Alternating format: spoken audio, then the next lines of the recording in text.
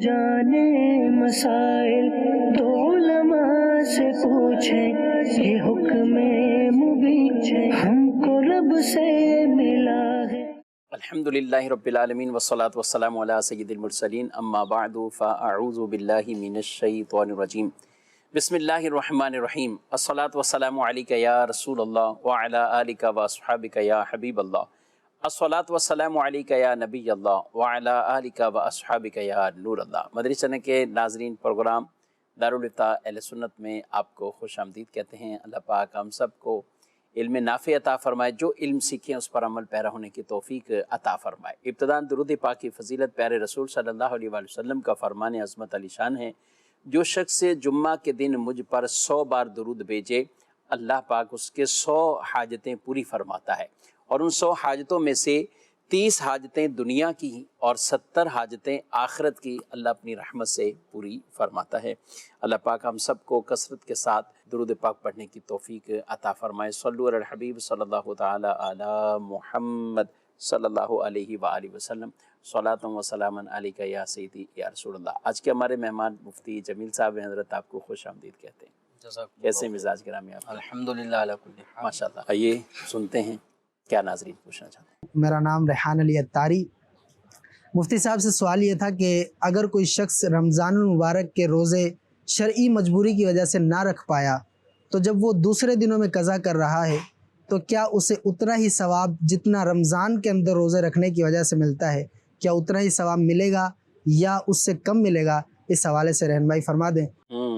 رمضان کے روزے ہیں، رکھنے تو ہیں، قضا ہو چکے ہیں، اور ایک تو ہے جو آدمی کسی عذر کے بغیر ہی قضا کرتا ہے، گناہ گار بھی ہوتا ہے، لیکن جس کو باقی کچھ شرعی عذر ہے۔ اسی طرح کئی خواتین ہیں جن کو روزے کچھ نہ کچھ چھوڑنے ہی ہیں، لیکن ثواب کا کیا ہوگا؟ بسم اللہ الرحمن الرحیم۔ اللہ تبارک و تعالی نے بعض ایسے اعذار کا قرآن پاک میں ذکر فرمایا ہے جن کی وجہ سے ماہ رمضان المبارک میں جو روزے رکھنے کے حوالے سے ان کو رخصت دی گئی ہے، جیسے کہ مریض ہے یا سفر کی حالت میں ہے، تو اللہ تبارک و تعالی نے ایسے اعذار کے پیش نظر فرمایا فعدۃ من ایام اخر، کہ بقیہ دنوں میں پھر ان کی گنتی کو پورا کر لو۔ لیکن اسی کے ساتھ آگے ارشاد فرمایا وَأَن تَصُومُوا خَيْرٌ لَكُمْ إِن كُنتُمْ تَعْلَمُونَ، پھر بھی تمہارا روزہ رکھ لینا یہ تمہارے لیے بہتر ہے اگر تمہیں علم ہو۔ ٹھیک ہے۔ تو اگر کوئی مسافر ہے، اگرچہ اس کو رخصت حاصل ہے کہ ماہ رمضان میں وہ روزے نہیں رکھتا، بعد میں رکھے گا، صحیح، تو سفر شرعی کی حالت میں اس نے روزے نہیں رکھے، گناہ گار نہیں ہے۔ کوئی مریض ہے، روزہ رکھنے کی طاقت نہیں پاتا، لیکن اگر رکھنا چاہے ہمت کر کے تو رکھ بھی لیتا ہے، ٹھیک ہے، لیکن ایک شریعت مطہرہ نے اس کو عذر کے تحت رخصت دی کہ وہ بعد میں بھی رکھ سکتا ہے۔ اسی کے ساتھ جو آگے فرمایا وَأَن تَصُومُوا خَيْرٌ لَكُمْ، کہ تمہارا روزہ رکھ لینا تمہارے لیے بہتر ہے۔ تو اس سے یہ بات معلوم ہوتی ہے کہ ماہ رمضان المبارک میں عذر کی بنا پہ جو رخصت دی بھی جاتی ہے، تو اس صورت میں اگر کوئی بندہ روزہ بعد میں رکھے اور ہمت کر کے ماہ رمضان میں ہی رکھے، تو ماہ رمضان المبارک کی اپنی جو ایک خصوصی برکتیں ہیں کہ نیکیوں کا اجر و ثواب بھی بڑھ جاتا ہے۔ پھر ایک تسلسل سے روزے رکھنے کا سلسلہ ہے، روزے رکھنا سفر کی حالت میں بھی آدمی کے لیے ممکن تو ہوتا ہی ہے، اور اگر کسی کے گھر پہ اگر یہ گیا ہے 2-4 دن کے لیے سفر شرعی کی مسافت دور، تو واپسی آ کر بھی روزے اپنے گھر میں رکھنے ہیں۔ اس دوران جہاں یہ مہمان ہوگا وہاں پہ بھی لوگ روزے کا اہتمام کر رہے ہوں گے، تو روزے ماہ رمضان المبارک میں رکھنا بڑا آسان بھی ہو جاتا ہے، اس کے اوقات کی برکتیں بھی ملتی ہیں۔ بعد میں ماہ رمضان المبارک کے بعد بھی 11 مہینے تک بعض لوگوں کے وہ قضا روزوں کی گنتی پوری نہیں ہو پا رہی ہوتی، حالانکہ ہوتے وہ 8, 10, 11, 10, 15 اتنے روزے ہوتے ہیں، لیکن پورے 11 مہینے تک چلے جاتے ہیں، موقع نہیں مل پا رہا ہوتا، ہمت نہیں ہو رہی ہوتی۔ تو اب جو اجر و ثواب کے حوالے سے ہے، ماہ رمضان مبارک میں جو نیکیوں کا اجر و ثواب خصوصی طور پہ جو ملتا ہے وہ پھر بعد رمضان حاصل نہیں ہوتا۔ تو اب یہ ہے کہ روزہ رکھنے والے کو جو ثواب ملے گا، تو جو ماہ رمضان کی خصوصی برکتیں ہیں ان سے بعد میں جو قضا کر رہا ہے ان خصوصی برکات اور فضائل وہ اس کو حاصل نہیں ہوتے۔ اچھا رہا معاملہ عورتوں کا، جو مخصوص ایام ہیں ان کے اندر وہ تو چاہتے روزہ ہوئے بھی نہیں رکھ سکتے، وہ چاہتے ہوئے بھی روزہ نہیں رکھ سکتی، ان کے لیے تو روزہ رکھنا ہی حرام ہے۔ تو اب وہ تو اپنے ان روزوں کی گنتی بعد میں ہی پوری کرے گی۔ اب یہ ایک الگ بات ہے کہ وقت پر ایک عمل نہیں کر پائے، بعد میں وہ عمل کیا جا رہا ہے کسی عذر کی بنا پر، تو اجر و ثواب میں فرق تو دونوں صورتوں میں آتا ہے۔ ٹھیک ہے ٹھیک ہے۔ اور بلکہ ایک روایت میں وہی فرمائیں گے نا، اگر تم رمضان کا کوئی روزہ اگر چھوڑتا ہے اور اس کے بعد اگر زمانہ بھر کے بھی رکھ دے تو وہ اس کی وہ برکت نہیں پا سکتا، وہ ثواب نہیں پا سکتا جو رمضان میں، جو رمضان مبارک میں، یعنی جو بلا عذر چھوڑتے ہیں، جو بلا وجہ بلا عذر شرعی روزے چھوڑتے ہیں تو وہ اجر و ثواب نہیں پا سکتا۔ تو اب یہ ہے کہ جو کسی عذر کے تحت کر رہا ہے تو روزہ اس نے ترک کیا ہے، تو اس کو اجر و ثواب جو روزہ رکھنے کا ہے وہ تو مل رہا ہے، لیکن دیگر جو روزے رکھنے میں مزید برکتیں ماہ رمضان میں حاصل ہوتی ہیں وہ پھر ماہ رمضان کا حصہ ہے۔ وَأَن تَصُومُوا خَيْرٌ لَكُمْ۔ صحیح، ٹھیک ہے جی۔ مزید سوال؟ میں ناظم الدین بات کر رہا ہوں ڈیجی خان سے۔ سوال پوچھنا تھا کہ میں کمپنی میں جاب کرتا ہوں، وہاں پہ پر منتھ ہماری سیلری میں سے 100 روپے ٹیکس کرتے ہیں، اس کے بعد ہر سال حج کے لیے قرآن دازی کرتے ہیں جس میں 3 بندے بھیجتے ہیں قرآن دازی کے ذریعے، تو کیا اس طرح کی قرآن دازی سے ہمارا حج ہو جاتا ہے یا اس میں کوئی کمی پیشی کوئی مسئلہ وغیرہ تو نہیں ہے؟ دوسری بات یہ تھی کہ اگر میری ریٹائرمنٹ آ جاتی ہے 60 سال کی ایج میں، میں ریٹائر ہو جاتا ہوں اور میرا نام قرآن دازی میں نہیں آتا تو وہ پیسے بھی واپسی ہمیں نہیں ملیں گے، اس بارے میں شرعی رہنمائی چاہیے تھی۔ یہ کمیٹی کی صورت میں یہ والی وہ صورت تو نہیں ہے، لیکن کئی لوگ اس طرح کی کہ اتنا پیسہ آپ جمع کراتے رہیں، کسی کا بھی نام آئے گا کوئی عمرے پہ جائے گا، اور جیسے انہوں نے کہا کہ ریٹائر بھی ہو گئے نام نہیں آیا تو ہمیں کوئی پیسے نہیں ملیں گے، کیا صورت ہے یہ؟ دیکھیں یہ صورت تو بظاہر جو ان کا سوال ہے، اس سوال سے جو چیز ظاہر ہو رہی ہے اس سے تو یہ جائز طریقہ نہیں لگتا، کیونکہ ایسا طریقہ کار جس میں سب پیسے ملائیں اور پیسے ملانے کے بعد نتیجہ یہ ہو کہ جس کا نام آئے گا بس اس کو یہ ساری رقم دے دی جائے گی، یا اس ساری رقم سے جو عمرہ ہوگا وہ اس کو کرا دیا جائے گا، باقی جن لوگوں کے نام نہیں نکلے وہ ہر مہینے اگر 100 روپے ان کے کٹتے رہے تو ایک سال میں 1200 روپے کٹ گئے۔ اسی طریقے سے کئی سال ہوں گے تو آگے 1200 کو اس سے ضرب دے دیں، تو اب جتنے بھی 1000 روپے جمع ہو گئے اور ہر مہینے کے 100 روپے کٹتے رہے اور بالآخر قرآن دازی میں نام نہیں آیا، یہاں تک کہ ریٹائرمنٹ بھی ہو گئی، تو اس آدمی کے ہر مہینے جمع کرانے والی جو رقم ہے یہ رقم اس بنیاد پر ہے کہ میرا نام آئے گا تو مجھے عمرے پہ جانے کا موقع ملے گا، اگر نہیں آیا تو یہ رقم ضائع ہو گئی۔ تو جہاں پر اس طرح کی شرطیں لگیں، جہاں دو فریقین کا مال اس طرح سے بیچ میں رکھا جائے کہ اگر جیت گیا تو اس کے پاس چلے جائے گا اور اس کا ضائع ہو جائے گا، اور اگر یہ جیت گیا تو اس کا ضائع ہو جائے گا، اس کے پاس آ جائے گا، تو یہاں پہ قرآن دازی کی جو صورت ہے اس میں جس کا نام نکلے گا 100 روپے پر منتھ جمع کرانے کی صورت میں، ہو سکتا ہے پہلی دفعہ ہی 100 روپے اس نے جمع کرائے ہوں اور عمرے کا نام نکل آیا، تو اب اس سے عمرے کے شاید یہ بقیہ رقم کا کوئی مطالبہ نہیں ہوتا ہوگا، ساری رقم اس کو دے دی جاتی ہو، اور اگر نام نہیں نکلا تو پھر یہ جمع شدہ رقم سب ضائع۔ تو یہ صورت پھر جوئے کے انداز پر مشتمل ہے، یہ طریقہ مشروط ہی اسی طرح ہے نا؟ جی مشروط اسی طرح ہے۔ اب جو جس کا نام انہی کا شامل ہوگا جو پیسے جمع کرائیں گے، اور جمع کرانے کے بعد بھی کوئی ایسی صورت نہیں ہے کہ آپ کی یہ ساری رقم ابھی آپ کو دی جا رہی ہے، بقیہ رقم جو مزید ہوگی وہ آپ قرض کے طور پہ واپسی دیں گے، ایسا بھی نہیں، ایک انعام والی صورت ہو رہی ہے، وہ تو خاص کمیٹی ہو جائے کہ گی جو جس کا نام نکلے گا وہ گویا جیت گیا اور وہ عمرے پہ جا رہا ہے، اور جن کے نام نہیں نکلے ان کی رقمیں ان کو واپسی بھی نہیں مل رہی، وہ ایک طرح سے اب اس کو ضائع کہیں یا کسی کے عمرے میں صرف ہونا کہیں، جی ہاں، نتیجہ یہ ہے کہ ہر آدمی اس امید پر ہے کہ میرا نام نکل آئے گا تو مجھے فائدہ ہو جائے گا، مطلب اگر 2-3 سال میں بھی نکل آیا تو 100 روپے کے حساب سے 4-5 ہزار میں عمرہ کر لوں گا، اور نہیں نام آیا تو میری جمع شدہ یہ رقم چاہے 100 روپے ہو یا یہ بڑھتے بڑھتے کئی سالوں پر مشتمل 10-15 ہزار روپے ہو تو یہ گئے ناقابل واپسی۔ اور اگر کمپنی میں سے کوئی آدمی نہیں بھی جمع کرا رہا پھر اس کے لیے کیا رول ہے؟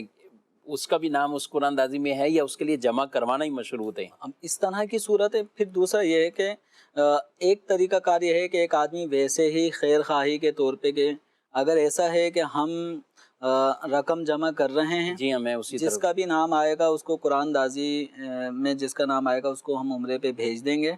और किसी तरह से रकम की वापसी का एक कार खैर में फ़ंड अगर जमा किया जा रहा है और फिर जिसका नाम आएगा उसको भेज देंगे, तो ये एक तरीका कार जुदा हो सकता है, अलग ठीक हो है। सकता है। इनको चाहिए कि अगर इसको ज्यादा वाकई इन्होंने बरकरार रखना है ना, तो ये बाकायदा इसकी शरई रहनुमाई लें। शरई कुछ इसकी रहनुमाई सूरत शायद निकल भी पाएगी ये बिल्कुल वाली। एक गुंजाइश निकल आ सकती है, और इसके अंदर उन्हीं अफराद के जिन्होंने रकम जमा कराई हो उन्हीं को भेजा जाएगा।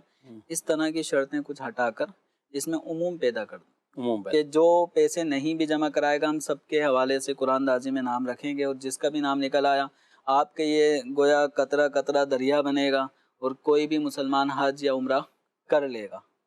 तो फिर ये कार खैर की सूरत बन सकती है। अब यहाँ ये है कि रिटायरमेंट के बाद भी मेरी रकम भी वापसी नहीं मिल रही और मुझे उम्रे का वो भी मौका नहीं भी नहीं मिल मिल रहा, तो इसका मतलब ये कि फिर ये रकम जो है ना वो थोड़ी सी उम्मीद और खौफ के दरमियान है, और ये जुए वाला एक पहलू जुबे वाली इसके सूरत है, बनेगा। बिल्कुल ठीक है। और जो आप सूरत बता रहे हैं उसमें तो फिर इनको काफ़ी बस ये नियत है कि भाई कार खैर में एक चलेगी मेरी रकम, अब ये यानी फिर अफसोस भी नहीं है ना। अफसोस भी नहीं है कि भाई किसी भी मुसलमान का नाम निकले वो उम्रे पे चले जाए, वो रकम मतलब जमा हुई और कोई भी उम्रा कर ले। चलें जी, मैसेज ये कहते हैं कि ग्रुप उम्रा जो होता है, तो इसमें क्या औरत के लिए इसमें भी महरम साथ होना ज़रूरी है? आजकल ये ग्रुप उम्रा के नाम पे लोग महरम ही उसको ग्रुप का महरम बना दिया जाता है, यानी ये ग्रुप के साथ है तो कोई ज़रूरत नहीं है। दूसरा ये कि कभी झूठा महरम किसी के साथ शो कर दिया जाता है। औरतों के मुकम्मल सारी औरतें ही औरतें हों, कोई ग्रुप ऐसा बने तो तब भी किसी भी औरत के लिए सफ़र शरई की मिकदार सफ़र करना, यानी जैसे अपने पाकिस्तान से ही कोई हज या उम्रे के लिए औरत अकेले जाए या एक ग्रुप के साथ जाए जिसमें कई ख़वातीन हों, इसकी इजाज़त नहीं है। औरत के लिए सफ़र शरई की मिकदार मुसाफत सफ़र करने के लिए महरम या शोहर का होना ज़रूरी है। तो बहुत सारी औरतों पर मुश्तमिल जो ग्रुप उम्रा होगा ख़वातीन का, तो वो किफ़ायत नहीं करेगा, इस ममनू अमल को जायज़ नहीं कर सकता। फिर दूसरा ये जो आपने कहा कि बाज़ औक़ात किसी भी शख्स को महरम के तौर पे शो कर दिया जाता है कि ये इस बड़ी बी का या किसी औरत का ये भांजा है या भतीजा बना देते हैं। तो इस तरह भतीजा भांजा बनाकर या भाई बनाकर जो इस तरह महरम का सिलसिला करते हैं, ये जायज़ अमल नहीं है। ठीक है, मज़ीद सवाल। मेरा मुफ्ती साहब से सवाल ये है कि आजकल मस्जिदों में फोम वाली सफ़ें बिछाते हैं तो ज़मीन की सख्ती महसूस नहीं होती सजदे में, तो इनके ऊपर नमाज पढ़ना कैसा? बराए मेहरबानी जवाब इरशाद फरमा दें। अगर सफ़ें ऐसी हैं कि जिसके नीचे फोम बिछाने की वजह से अगर कोई सजदा करे और सजदा करने की बिना पर पेशानी सही तरह ना जमे, तो इस तरह के फ़ोम इतने मतलब सॉफ्ट किस्म के फ़ोम बिछाना कि जिसमें हम सजदा करें और नाक की हड्डी भी उस पर सही तरह ना जमती हो, पेशानी भी सही तरह ना जमती हो, तो इस तरह नमाज में सजदा अदा नहीं होता। तो सजदे के लिए ये ज़रूरी है कि अपने आप को जिस जगह सजदा किया जा रहा है, अपने आप को नॉर्मल, अगर बंदा ढीला छोड़े तो बॉडी का वज़न जो है वो पेशानी की तरफ भी आता है। फिर पाँव की अगर उंगलियां सारी सुन्नत के मुताबिक मोड़ी हों तो इसके ज़रिए भी एक जिस्म का जो लोड वज़न है वो पेशानी की तरफ, हाथ पे घुटनों पर आता है। पेशानी मज़ीद जमाएं, अगर गुंजाइश बाकी हो इतना जमाएं कि ज़मीन की सख्ती महसूस हो। ज़मीन की सख्ती महसूस करने के लिए कोई बिल्कुल गड़ना ज़रूरी नहीं है कि अपने आप को तकलीफ पहुंचा दे। ये तकलीफ़ पहुंचाने वाली बात है। अपने आप को अगर नॉर्मल भी कोई बंदा छोड़ दे, ढीला छोड़ना जिसको हम कहते हैं, तो भी ज़मीन की सख्ती महसूस होती है। और अगर फ़ोम बिछाए तो इसके अंदर थोड़ा सा मेहनत करनी पड़ेगी, और अहादीस करीमा में भी इसका ज़िक्र मौजूद है कि जिसमें सजदे के लिए जो जगह है, ज़मीन है, उस ज़मीन की सख्ती और यानी ये महसूस हो।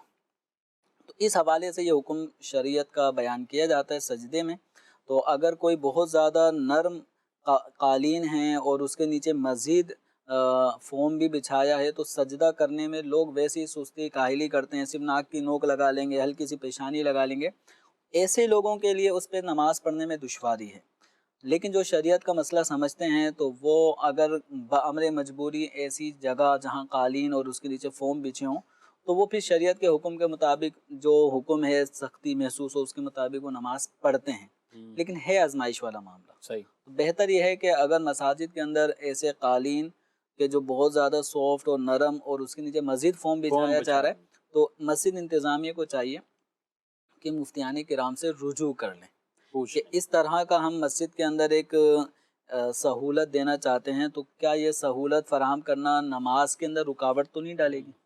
تو اب چونکہ جو بھی یہ کام کر رہا ہے وہ نیک نیتی سے ہی کرے گا، نمازیوں کو سکون دینے کی نیت اس کے بجائے، لیکن معاملہ یہ ہے کہ ایسا سکون نہ ہو کہ جس سے نماز ہی نہ ہو رہی ہو، سجدہ صحیح طور پہ ادا نہ ہو رہا ہو۔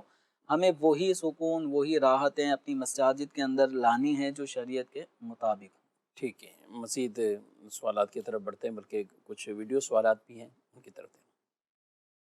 مفتی صاحب کی بارگاہ میں سوال عرض یہ ہے کہ جو گونگے بہرے اسلام بھائی ہیں وہ وطر میں قنوت کی تکبیر کیسے ادا کریں گے؟ جواب ارشاد فرمائیں جزاک اللہ خیرا۔ گونگے بہرے انہوں نے وطر کی صرف ایک ہی تکبیر کا پوچھا ہے، تکبیر تحریمہ بھی ہے، شروع میں نماز بھی پڑھنی ہے، لیکن یہ خاص وطر کا پوچھ رہے ہیں، اس میں کوئی الگ سے لاجک ہے کیا؟ الگ سے تو نہیں ہے، لیکن شاید ایک الگ سے محسوس کر کے سوال کیا گیا ہے۔ جو گونگا ہو بہرا ہو یعنی جو تکبیر کہنے پر یا قراءت کرنے پر قادر نہیں ہے تو حکم شرع اس کے لیے یہ ہے کہ وہ زبان ہلائے یعنی نقالی کرے۔ اب اگر وہ اللہ اکبر کا لفظ کہنا سمجھتا ہے، جیسے بعض اوقات ایسے لوگ ہوتے ہیں جو بعد میں مطلب گونگے ہو جاتے ہیں کسی بھی حادثے کے سبب، لیکن وہ سنتے ہیں تو وہ زبان سے انہیں بولنا بھی آتا ہے، سارے تلفظ مخارج، بعض اوقات وہ قرآن بھی پڑھے ہوئے ہوتے ہیں، اچھا ان کو پڑھنا آتا ہے، تو ان کے لیے تو تکبیر کہنی پر قدرت جو ہے وہ کہیں اپنے طور پہ زبان ہلائیں اور جو تکبیر کے الفاظ ہیں وہ کہیں۔ قرآن پاک جو پڑھنا ہے، جو صورتیں ان کو یاد ہیں، ان صورتوں کو ذہن میں لا کے اس کو پڑھنے کی کوشش کریں۔ اور جو بالکل ہی پیدائشی ہیں گونگے اور بہرے، تو یہ جو پیدائشی ہوتے ہیں وہ بہرے ہونے کی وجہ سے ہی گونگے ہوتے ہیں، کیونکہ انہوں نے کبھی کوئی ساؤنڈ، کوئی آواز، کوئی لفظ سنا ہی نہیں ہوتا۔ جب سنا نہیں ہے تو اس کا پروناؤنسیشن کیسے ہوگا، تلفظ کیسے ہوگا، یہ بھی ان کو نہیں پتہ ہوتا۔ تو اب یہ ہے کہ وہ لوگوں کے زبان سے آئیڈیا لگا کر ہم ان کو سمجھا سکتے ہیں کہ اللہ اکبر، تو ہو سکتا ہے کہ کچھ نہ کچھ وہ سیکھ لے۔ تو جو نماز کے ضروری اورات ہیں جیسے تکبیر تحریمہ ہے، سورہ فاتحہ ہے، سورتیں پڑھنی ہیں، تو یہ مسائل بھی ان کو سمجھائے جائیں گے، اور جہاں کچھ پڑھنا ہے وہاں پر یہ منہ ہلائیں، ٹھیک ہے، نقل کریں۔ تو ان کا یہ نقل کرنا ہی گویا اصل قرات کے درجے میں ہوگا ان کے حق میں۔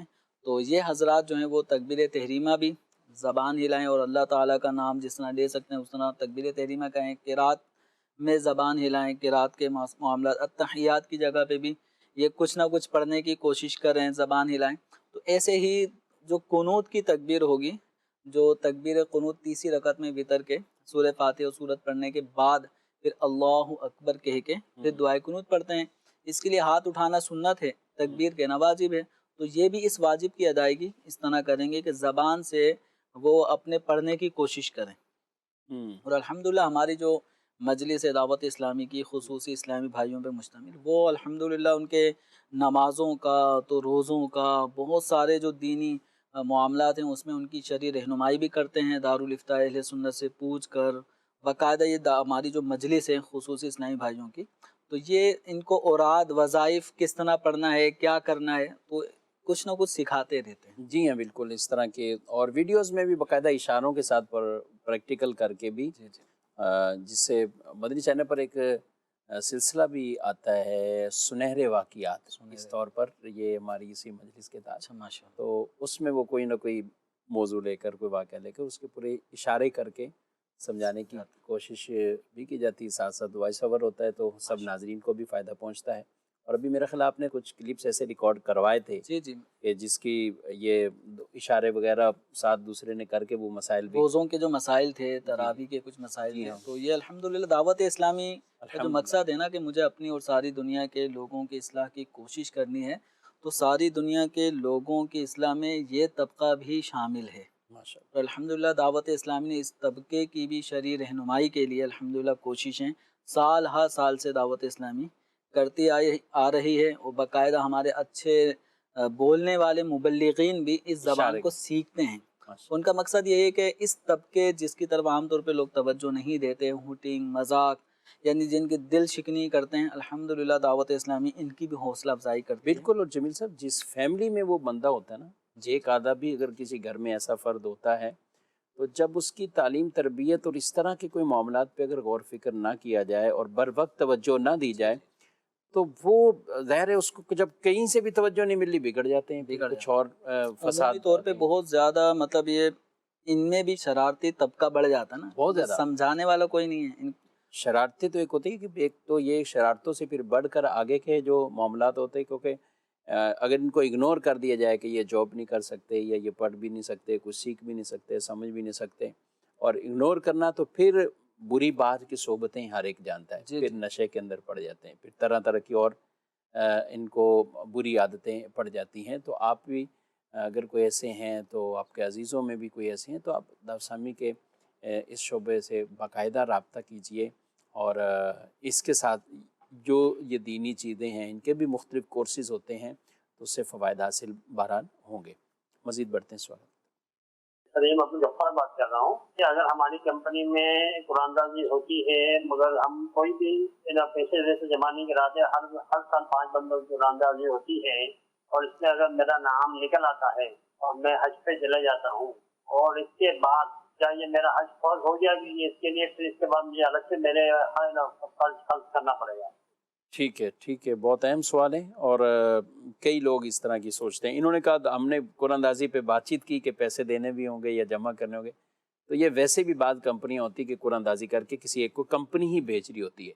اب 2-4 سال بعد وہ خود صاحب استطاعت ہو گیا، لاکھوں روپے اس کی ملکیت میں آ گئے، تو دوبارہ حج کرنا ہوگا یا وہی کافی؟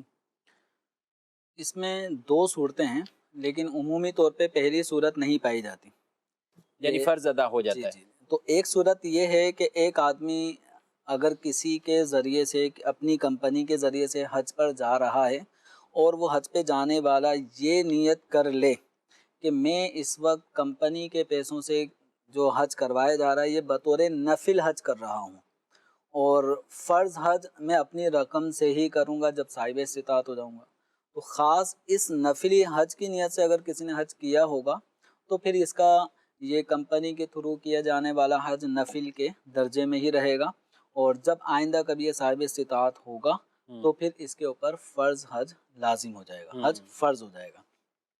ایسی عام طور پہ صورتیں نہیں ہوتی کہ خاص وہ نفل کہ خاص کہ بھائی میں یہ نفلی ہی حج کر رہا ہوں. ہاں، دوسری صورت یہ ہے کہ آدمی مطلق حج کی نیت سے احرام باندھتا ہے کہ میں حج کر رہا ہوں. صحیح ہے. اس حج کو نفل کے ساتھ خاص نہیں کرتا، صرف حج کر رہا ہوں، یا وہ فرض حج کی نیت سے حج کر لیتا ہے یا حج کی نیت سے، اس کو نفل کے ساتھ خاص نہیں کرتا.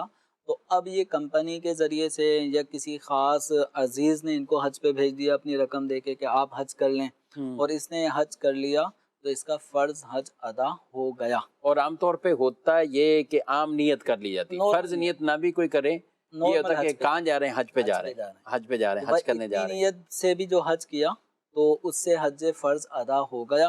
اب آئندہ کبھی اتنی استطاعت آ جاتی ہے کہ یہ اپنے سفر حج کر سکتا ہے، حج کے اخراجات اٹھا سکتا ہے، اپنے ماتحت افراد کے نان نفقے پہ قدرت ہے، یعنی استطاعت اگر اس کی اب پائی جا رہی ہے، تو دوبارہ حج کرنا اس کے اوپر لازم نہیں ہوگا.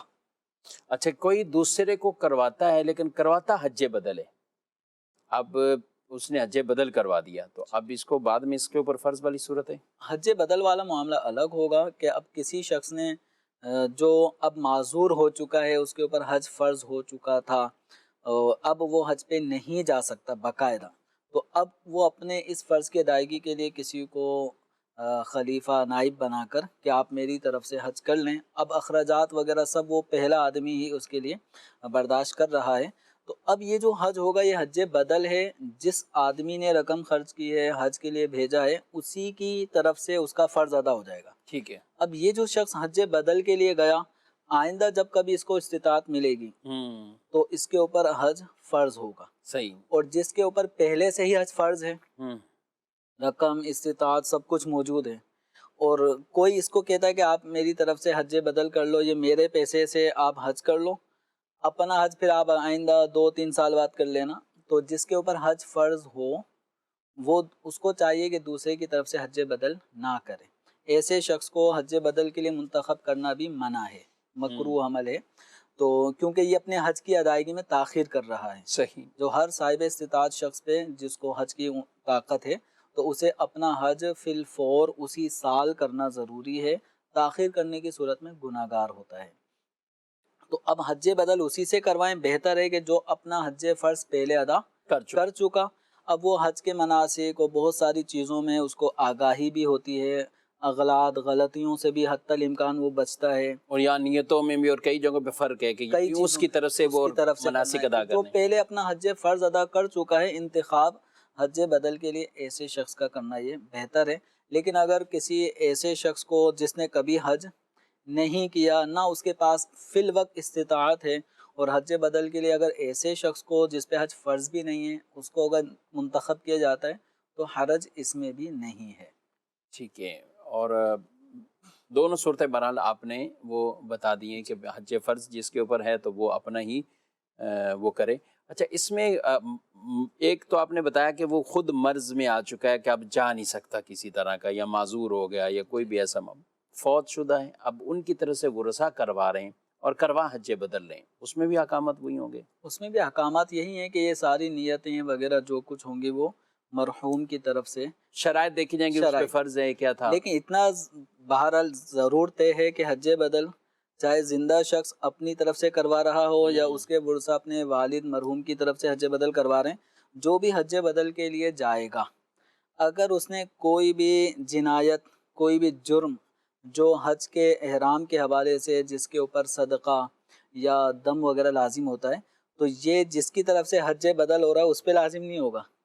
ان جرم اور جنایتوں کا جو شخص ارتکاب کرے گا اس کو وہ جرمانے بھرنے پڑیں گے، یعنی یہ اس کو دینے پڑیں گے جو حج بدل کر رہا ہے. اب مثال کے طور پہ حج بدل کے لیے گئے اور انہوں نے خوشبو لگا لی احرام کی حالت میں، جیسے بعض لوگوں کی عطر لگانے کی عادت ہے، اچھی عادت ہے، لیکن ہر اچھی عادت کو ہر وقت نہیں استعمال میں اپنایا جاتا. جب احرام کی حالت میں آ گئے تو احرام سے پہلے احرام کی چادروں پہ تو خوشبو لگانا چاہیے، سنت ہے، لیکن جب احرام کی نیت کر لی، تلبیہ کہہ لیا، اب خوشبو سے اوائڈ کرنا ہے جب تک کہ باقاعدہ حلق یا قصر نہ ہو جائے، احرام سے نکل نہ جائیں. اب اس دوران کسی نے حسب عادت عطر خوب شیشی لی اور لگایا اور دونوں ہاتھوں پہ اچھی طرح سے جیسے لوگ لگانے کے لیے کرتے ہیں، اب ہاتھوں پہ لگ گئی. اب اگر اس کو کثیر خوشبو کہیں گے تو پھر دم لازم ہو جائے گا. اب یہ نہیں کہ میں تو حج بدل کر رہا تھا، اصل آدمی کو یعنی غلطیاں بھی وہ بھگتے ہیں، ایسا نہیں ہے.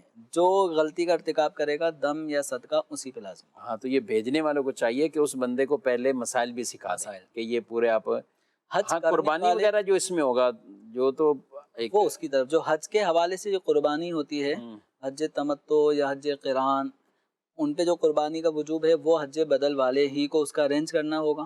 صحیح، اس پہ لازم نہیں ہے. اس پہ وہ لازم ہے جو اس کی اپنے جرم جنایت کا ارتکاب کرنے کی وجہ سے جو صدقے اور دم لازم ہوں گے، یا بدنہ بھی لازم ہو جاتا ہے، پورا اونٹ قربان کرنا پڑ جاتا ہے، ایسے بھی مسائل ہوتے ہیں. تو بہرحال یہ مجرم یعنی جرم کرنے والا ہی خود اس کا بھگتے گا اور اس کو دم یا صدقہ دینا اس پہ لازم ہوگا. ٹھیک ہے. بہرحال جو بھی جائیں تو سیکھ کے جائیں. حج چاہے حج بدل کر رہا ہو یا خود اپنا ہی حج آپ کرنے جا رہے ہیں، تو ظاہر ہے اس کی جگہ جگہ قدم قدم پہ مسائل کی ضرورت پڑتی ہے اور پوچھنا بھی پڑتا ہے. جیسے رمضان شریف آتا ہے نا تو لوگوں کو آپ ایک مسائل کی طرف توجہ ہوتی ہے تو کئی مسائل ذہن میں آ رہے ہوتے ہیں. اس طرح آپ نے دیکھا حج کے اوپر بھی، حج میں جیسے ہی کہیں کوئی ملے، ملاقات ہو، آپ مینا میں ملیں، مزدلفہ میں ملیں، کہیں ایسے کبھی کیفیات بھی ایسی ہوتی ہے، سامنے والے کی بھی ایسی کیفیت، لیکن ان کو مسئلہ پوچھنا ہے. جی جی. اور وہ تو آپ سے مسئلہ پوچھیں گے، اور جو بھی اور کچھ نہ کچھ پینڈنگ مسائل چل رہے ہوتے ہیں، حالانکہ وہ پوچھنے لازمی ہوتے ہیں ان کو، لیکن ہوتا یہ ہے کہ جب کبھی کوئی نظر آئیں گے مفتی صاحب تو پوچھ لیں گے. جیسے کہیں دعوت میں ڈاکٹر صاحب ملیں تو ہم ان سے طبی معاملات مشاورت کرنے لگ جاتے ہیں، اور ہمارا تجربہ یہ آپ کا بھی ہوگا، جب آپ دعوت میں پہنچتے ہیں تو لوگ اس وقت اپنے مسائل وغیرہ بھی وہ پوچھتے رہتے ہیں. تو بہرحال یہ انتظار نہیں کرنا چاہیے جب آپ کو وہ درپیش ہے معاملات، اور پھر جو آپ معاملہ کرنے جا رہے ہیں اس سے پہلے ہی آپ پوچھ کے جائیں گے تو انشاءاللہ کئی غلطیوں سے بچ جائیں گے۔ مزید آپ کے سوالات۔ میرا نام محمد شریار اطاری ہے۔ میرا سوال یہ ہے کہ اونٹ کی قربانی میں کتنے حصے ہوتے ہیں؟ بعض لوگ کہتے ہیں 10 حصے ہوتے ہیں، بعض لوگ کہتے ہیں 21 حصے ہوتے ہیں، بعض لوگ کہتے ہیں 7 حصے ہوتے ہیں۔ 7 اور 21 بھی پہنچا دیں، 10 والا تو پہلے بھی سنا، تو کچھ ایسے مشہور کرتے ہیں، آپ کیا کہتے ہیں؟ نبی کریم رؤوف الرحیم صلی اللہ تعالی علیہ وآلہ وسلم کے ساتھ جب صحابہ کرام علیہم رضوان عمرے کی ادائیگی کے لیے گئے تھے، تو اسی طرح یہ حدیث مبارکہ کتاب الضحایا یعنی قربانی کے ابواب میں بھی حدیث مبارکہ مذکور ہے۔ حضرت سیدنا جابر بن عبداللہ رضی اللہ تعالیٰ عنہ فرماتے ہیں، کننا نتمتع فی عہد رسول اللہ صلی اللہ علیہ وسلم، جب ہم عمرے پہ حضور کے زمانے میں جایا کرتے تھے، نذبح البقرہ عن 7، تو ہم 7 افراد کی طرف سے گائے کی قربانی کرتے تھے، والجزور عن 7 نشترک فیہا، اور اسی طرح جو اونٹ ہوتا تھا اس کو بھی 7 افراد کی طرف سے ذبح کرتے تھے، نہر کیا کرتے تھے، اور اس میں ہم سب شریک ہو جاتے تھے۔ یعنی جس طرح ایک گائے ہے تو اس کے اندر یا ایک اونٹ ہے اس میں 7 افراد کی شرکت ہوتی ہے۔ تو نبی کریم صلی اللہ علیہ وسلم کے دور سے ہی صحابہ کرام علیہم رضوان کا یہ طریقہ کار رہا ہے، تو اس لیے ایک گائے ہو یا اونٹ ہو بڑا جانور، تو اس میں 7 افراد زیادہ سے زیادہ شریک ہو سکتے ہیں۔ 10 یا 21 والی بات یہ درست نہیں ہے، غلط ہے بالکل بھی۔ میسج میں ایک سوال ہے، کہتے ہیں کہ اگر 2 رکعت فرض پڑھنے تھے بھول کر 3 پڑھ لیے تو اب کیا کریں؟ ڈیٹیل نہیں بتائی کہ دوسری کے بعد بیٹھے ہیں کہ نہیں بیٹھے، میں چاہوں گا کہ کچھ دونوں۔ اب جس نے 2 رکعت سنت پڑھنی ہے یا 2 رکعت فجر کے فرض پڑھنے ہیں، تو دوسری رکعت پر التحیات میں بیٹھنا، جس کو ہم کہتے ہیں قعدہ کرنا، تو یہ قعدہ کرنا فرض ہوتا ہے۔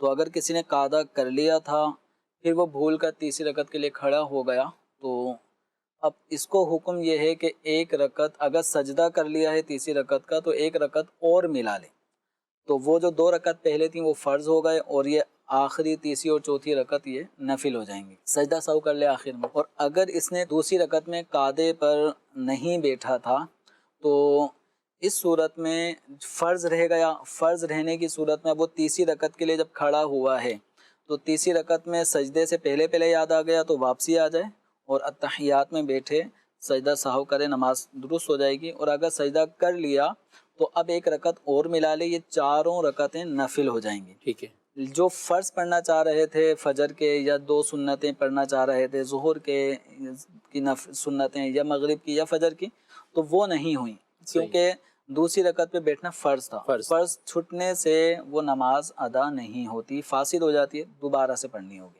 صحیح۔ اگلی رکعت کے سجدے سے پہلے آ جائیں واپسی۔ تیسری رکعت کے سجدے سے پہلے واپسی آ سکتا ہے، چاہے التحیات میں بیٹھ گیا تھا دوسری رکعت میں یا نہیں بیٹھا تھا، دونوں صورتوں میں واپس آنا ہے اور سجدہ سہو کر کے نماز درست ہو جائے گی۔